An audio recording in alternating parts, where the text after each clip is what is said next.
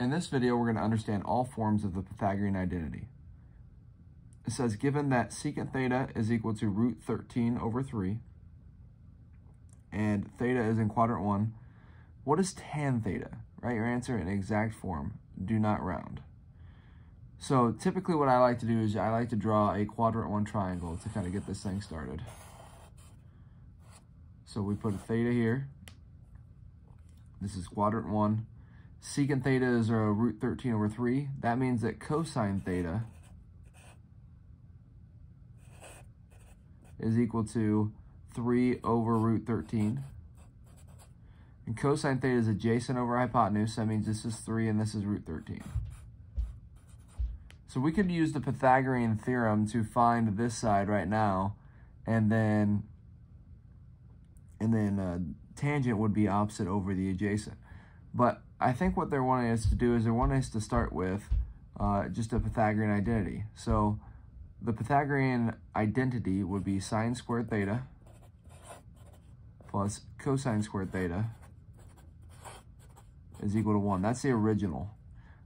If I want to get to where I have secant and tangent in my Pythagorean identity, secant is going to be 1 divided by cosine, so I need to divide each of these by cosine squared.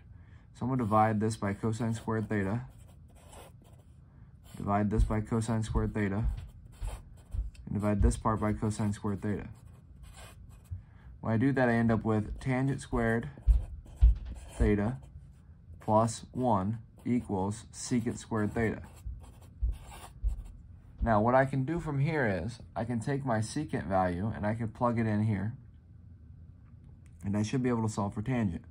I'm going to say tangent squared theta plus 1 is equal to, when I plug in root 13 over 3, I get root 13 over 3, but it's all squared.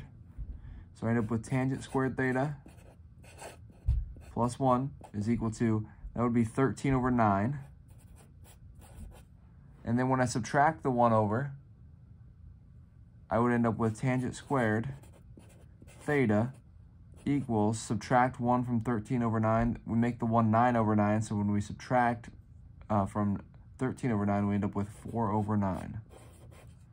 And then we take the square root on each side. So we have tan theta is equal to root of 4 over 9. Well, the square root of 4 over 9 would be 2 over 3. So tan theta is actually equal to 2/3. And I can ignore the negative piece on this square root part because I'm in quadrant 1, so I know tan is going to be positive.